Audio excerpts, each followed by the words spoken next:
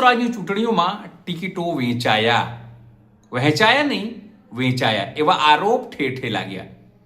માત્ર આમ આદમી પાર્ટીમાં નહીં, માત્ર કોંગ્રેસમાં નહીં, પણ ભારતીય જનતા પાર્ટીમાં પણ. તમને લાગશે કે કેમ આવું? કારણ કે ઠેર ઠેર લોકોનો આરોપ આપણે જોયું. મહત્વપૂર્ણ વાત એ છે, ગુજરાત ભાજપ પ્રદેશ અધ્યક્ષ જગદીશ વિશ્વકર્મા જામનગર પહોંચ્યા હતા. જામનગરમાં તેમણે કીધું કે કેમ લોકો તેમને મત આપે. તેમણે ટ્રિપલ તલાક વાત કરી. તેમણે વાત કરી કે વડાપ્રધાન નરેન્દ્ર મોદી શું કરી રહ્યા છે, કેવી રીતે દેશને મોટું કરી રહ્યા છે. પણ સ્થાનિક જે જામનગરના પ્રશ્નો છે તે કદાચ બોલવાનું ભૂલી ગયા. ટ્રિપલ તલાકની વાત કરી, એટલે ટ્રિપલ તલાકમાં મહિલાઓને કેવી રાહત થઈ છે એની વાત કરી, પણ નળ ગટર રસ્તો એ વિશે એમણે કોઈ વાત નહીં કરી. સાથે ટિકિટ વહેંચાવાને લઈને પણ તેઓએ ખુલાસો કર્યો છે કે વહેંચાયું છે એના માટે જવાબદાર કોણ છે. નમસ્કાર, હું છું ચિંતામણી પુત્રેલ પટેલ. સ્વાગત છે આપનું આ કાર્યક્રમમાં. આવો સાંભળીએ જગદીશ વિશ્વકર્માની આ પ્રેસ કોન્ફરન્સ અને તેઓ કયા મુદ્દે ચૂંટણી લડવા જઈ રહ્યા છે અને કયો મુદ્દો જરૂરી છે તેમના માટે, એ મુદ્દે તેમણે શું કહ્યું. ભારતના બંધારણના શિલ્પી ભારત રત્ન ડૉક્ટર બાબા સાહેબ આંબેડકરની જન્મજયંતિએ તેમના ચરણોમાં વંદન કરું છું.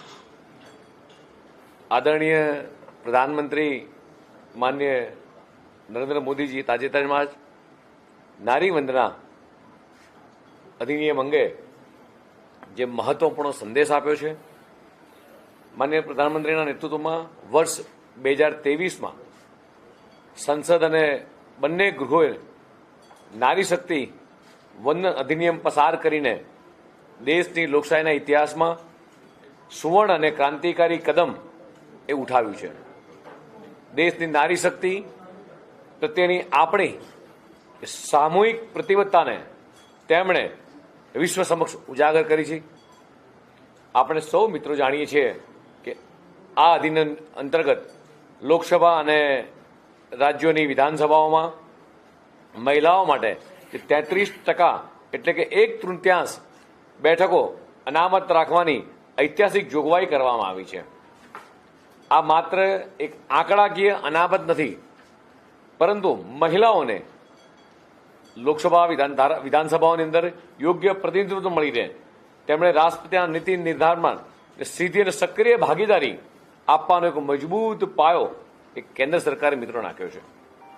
આગામી 16 એપ્રિલે 2026થી દેશની સંસદમાં એક વિશેષ ચર્ચાઓ એ યોજવામાં જઈ રહી છે.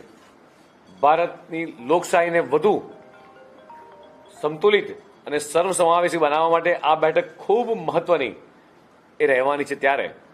જ્યારે માનનીય પ્રધાનમંત્રીના દેશમાં નારી સશક્તિકરણનું એક મહત્વપૂર્ણ કદમ લેવા જઈ રહ્યા છે, ત્યારે આપણે સૌ એકી સ્વરે પ્રધાનમંત્રી શ્રી નરેન્દ્ર મોદીજીના પગલાંને એ સમર્થન કરીએ છીએ. આપણી સનાતન અને ભારતીય સંસ્કૃતિમાં નારીઓનું હંમેશા એક પૂજનીય સ્થાન જ્યારે રહ્યું છે, શક્તિ સ્વરૂપાની ઉપાસનાનું આપણે ત્યાં મહત્વ પણ છે. આદરણીય પ્રધાનમંત્રીએ નારી શક્તિની ઉપાસના અને વિરાસતને વર્તમાનમાં સમયમાં વિકાસ સાથે જોડી અને નારી સશક્તિકરણના અનેક પગલાઓને નિર્ણયો લીધા છે, અને તેમાંય ટ્રિપલ તલાક, સેનામાં કાયમી ધોરણે મહિલાઓને દેશ સેવા માટે સ્થાન આપવાનો સમાવેશ હોય. આજે જ્યારે આદરણીય પ્રધાનમંત્રી શ્રી નરેન્દ્ર મોદીના દ્રષ્ટિવંદન નેતૃત્વમાં આપણો દેશ એ આઝાદીના અમૃતકાળમાં વિકસિત ભારત 2047ના એ ભવ્ય સંકલ્પ સાથે આગળ વધી રહ્યો છે, ત્યારે પ્રાચીન ગૌરવને આધુનિક લોકશાહીના સર્વોચ્ચ શિખર એટલે કે આપણી સંસદ અને વિધાનસભામાં પ્રતિભાવશાળી એ સમય પાકી ગયો છે. માનનીય પ્રધાનમંત્રી માનનીય મોદીજીએ જે પ્રગતિના પંથને ભારતને લઈ જવા માટે જે જ્ઞાન રૂપી પાયાનો મંત્ર આપ્યો છે, જેમાં ગરીબ, યુવા, અન્નદાતા અને નારી શક્તિ અને એ વિકસિત ભારતના આ 4 મુખ્ય સ્તંભો છે, ત્યારે પ્રધાનમંત્રીનું સ્પષ્ટ વિઝન છે કે ભારત ત્યારે જ સર્વાંગી વિકાસ સાધી શકે છે કે જ્યારે દેશની અડધી આબાદી એટલે કે આપણી નારી શક્તિ એ માત્ર સહભાગી જ નહીં પરંતુ સક્રિય નેતૃત્વની ભૂમિકામાં હોય.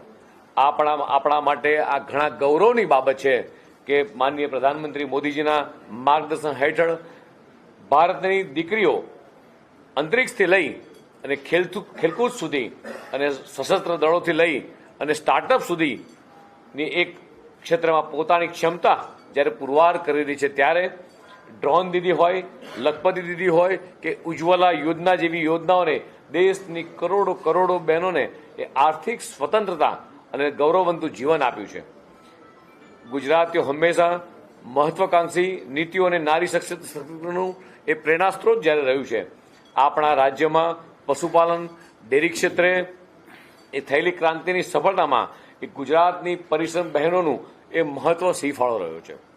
આજે ગુજરાતમાં સખી મંડળ હોય અને મુદ્રા યોજના હોય, આ માધ્યમથી લાખો બહેનોને આર્થિક રીતે આત્મનિર્ભર બની અને માઇક્રો એન્ટરપ્રિન્યોર તરીકે જ્યારે બહેનો સૌથી વધુ ઉપસી આવી છે, ત્યારે મહિલા સુરક્ષા માટે આપણે અભયમ 181 હોય, હેલ્પલાઇન જેવી વિવિધ યોજનાઓ દ્વારા માતાઓ, બહેનો, દીકરીઓને સુરક્ષિત વાતાવરણ એ પૂરું પાડ્યું છે.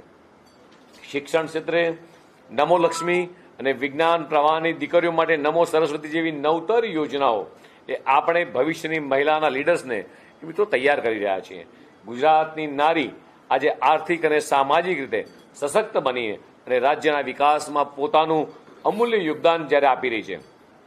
નારી શક્તિ વંદન અધિનિયમ એ માત્ર મહિલા અનામતનો કાયદો નથી, પરંતુ એ ભારતના રાજકીય ફલકની એક ક્રાંતિ લાવનાર ઐતિહાસિક દસ્તાવેજ છે.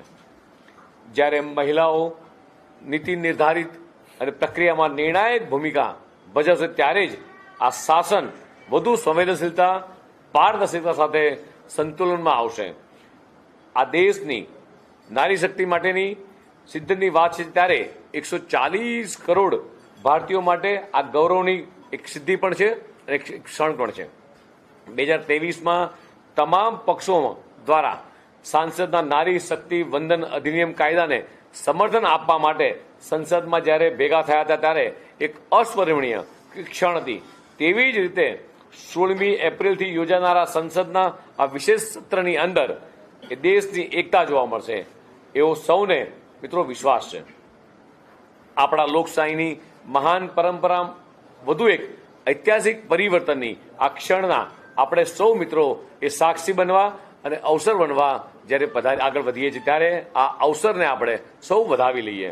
આપણે સૌ વિવિધ માધ્યમો દ્વારા, સોશિયલ મીડિયાનું માધ્યમ હોય, ઇલેક્ટ્રોનિક્સ મીડિયા હોય, પ્રિન્ટ મીડિયાના માધ્યમથી આ સહમતિ વ્યક્ત કરીએ તેવી અપેક્ષા સાથે.